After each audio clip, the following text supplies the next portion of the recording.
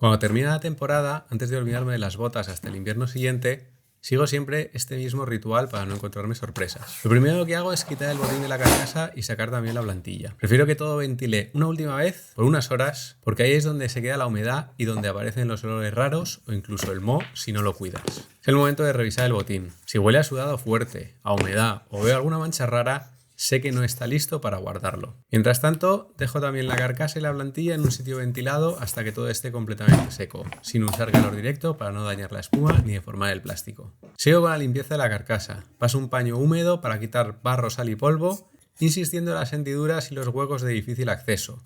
Y luego le paso un trapo para facilitar que el secado al aire elimine toda la humedad. Aprovecho también para revisar la suela. Quito cualquier piedecita que se haya incrustado, compruebo que no haya cortes raros y miro el desgaste de puntera y talón por si tuviese que mandar las botas a reparar. Antes de montar nada de nuevo, hago una revisión general. Busco grietas en el plástico, hebillas dobladas, tornillos flojos o remaches que empiezan a ceder.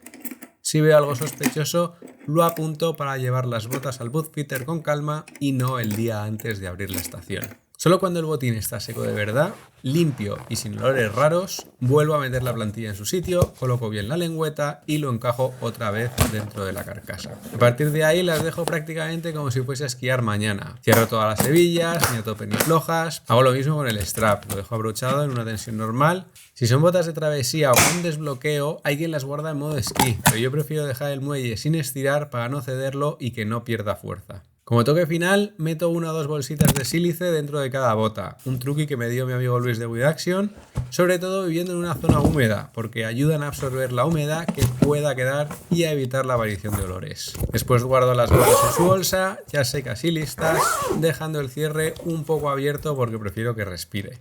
La bolsa se va a un sitio seco, fresco y oscuro, un armario o una habitación interior donde no les dé el sol directo ni haya cambios bruscos de temperatura. Te recomiendo evitar garajes o trasteros, dado que son sitios húmedos que pueden favorecer la aparición de hongos o incluso que los bichitos aniden en tus cómodas botas.